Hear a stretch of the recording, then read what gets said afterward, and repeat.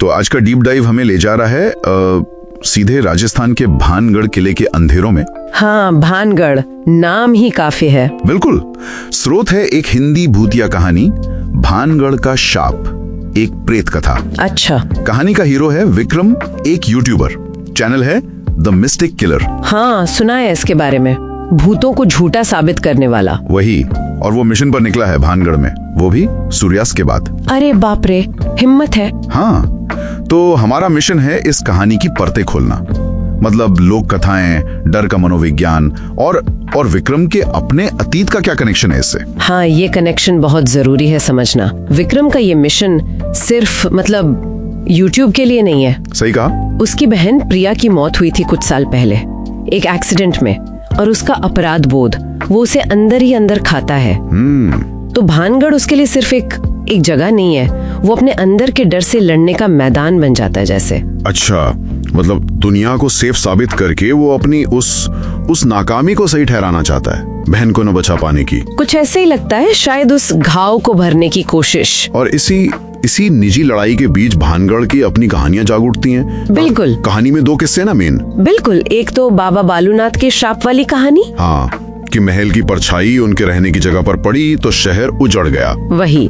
और दूसरी ज्यादा फेमस है राजकुमारी रत्नावती और तांत्रिक सिंघ्या की। हाँ, सिंघ्या, वो तांत्रिक जो राजकुमारी से एक तरफा प्यार करता था। हाँ, और उसने इत्र में काला जादू मिला दिया था, पर राजकुमारी को पता चल गया। फिर उसने वो इत्र एक पत्थर पर फेंक दिया और पत्थर लुढ़क कर सिंघ्या पर गिर गया। बिल्कुल। और मरते मरते सिंघ्या ने श्राप दे दिया कि किला वीरान रहेगा, आत्माएं भटकेंगी।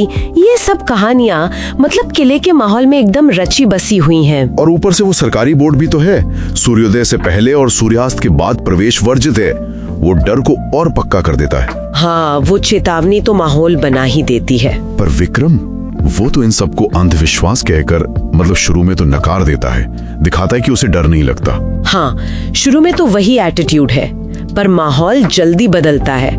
कहानी में जिक्र है एक अजीब सी खामोशी का, और फिर तापमान का गिरना, अचानक से वो अजीब सी ठंड। हाँ, अननेचुरल ठंड।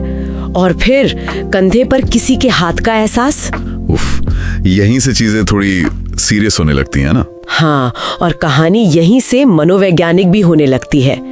उसे एक पुरानी डायरी मिलती है। अच्छा। किसकी? किसी और की, जो शायद विक्रम की तरह ही आया था भूतों को खारिज करने। और उसमें भी वही सब। हाँ, वही अनुभव लिखे हैं। ठंड, फुसफुसाहटें, परछाइयां, और एक चेतावनी भी है उसमें। क्या? ये जगह इंसान के दिमाग से खेलती है। ये लाइन बहुत कुछ कहती है। ये तो महज इत्तेफाक नहीं लगता। बिल्कुल। और फिर होता है वो हमला जो सीधा उसके दिल पर चोट करता है। प्रिया की आवाज। हाँ, उसे अपनी गुजरी हुई बहन प्रिया की आवाज सुनाई देती है।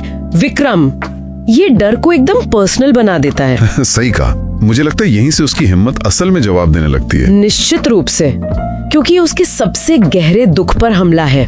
इसके बाद कहानी हमें सिंघ्या के साथ सीधे टकराव तक ले जाती है। खाने में जहाँ वो छिपता है। हाँ, कदमों की आहट, किसी औरत की चीख, अजीब सी गंध, नाचते हुए साए, और फिर प्रिया की आवाज में फुसफुसाहट। बाप रे। हाँ, मतलब ये सब दिमागी खेल है शायद। हाँ। और फिर वो चेहरा दिखता है सिंघ्या का, जलता हुआ, भयानक। कहानी में लिखा है कि सिंघ्या उसे प्रिया के एक्सीडेंट के सीन दिखाता है और ताना मारता है, तुम अपनी बहन को नहीं बचा पाए। सोचिए उस वक्त विक्रम पर क्या गुजरी होगी।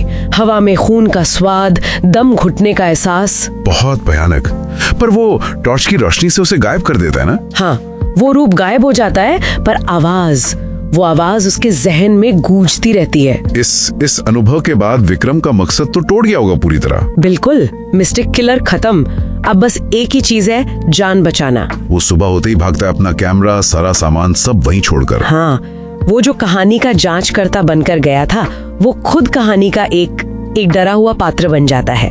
लेकिन कहानियां खत्म नहीं होती। जो और डरावना है, रास्ते में उसे कुलधरा गांव का साइन बोर्ड दिखता है। हाँ, कुलधरा भानगढ़ के पास ही एक और वीरान कथित भूतिया जगह। तो क्या ये सिर्फ मतलब एक संयोग है या कहानी कुछ और इशारा कर रही है?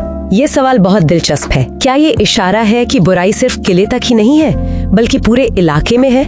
एक तरह का राजस्थान का श्राप। अंत तो बहुत धुंधला रखा गया है। हाँ, गाड़ी में प्रिया की हंसी सुनाई देना, कंधे पर फिर से वो स्पर्श महसूस होना, प्रिया की जानी पहचानी खुशबू, आईने में एक बच्ची की परछाई, और कुलधरा के साइन बोर्ड के पास वो काली परछाई का दिखना। तो मतलब सवाल यही रह जाता है कि क्या वाकई कोई आत्मा उसके साथ है?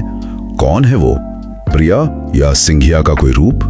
या फिर भानगढ़ का वो अनुभव, वो श्राप उसके दिमाग पर इस कदर हावी हो गया है कि वो अब उसी का हिस्सा बन गया है। कहना मुश्किल है। संक्षेप में कहें तो ये कहानी वाकई लोक कथाओं और गहरे मनोवैज्ञानिक डर का एक कमाल का मिश्रण है। बिल्कुल। यहाँ विक्रम का अपना दुख, उसका अपराध बोध, वही जैसे अलौकिक लगने वाले अनुभवों की वजह बनता दिखता है। ये दिखाता है कि कैसे हम बाहरी डर की तलाश में निकलते हैं और सामना अपने ही अंदर के राक्षसों से हो जाता है। तो आखिर में ये सोचने वाली बात रह जाती है, शायद सबसे डरावने भूत बाहर नहीं होते, वो हमारे अंदर ही होते हैं। हमारा अनसुलझा बुख, हमारा अपराध बोध। और भानगढ़ जैसी जगहें या उनकी कहानियां शायद बस उस अंदरूनी डर को कुरेद कर सतह पर ले आती हैं, उसे एक भयानक शक्ल दे देती हैं। सही कहा। विक्रम जिस डर को जीतने गया था, अंत में वही डर एक साये की तरह उसका पीछा करने लगा।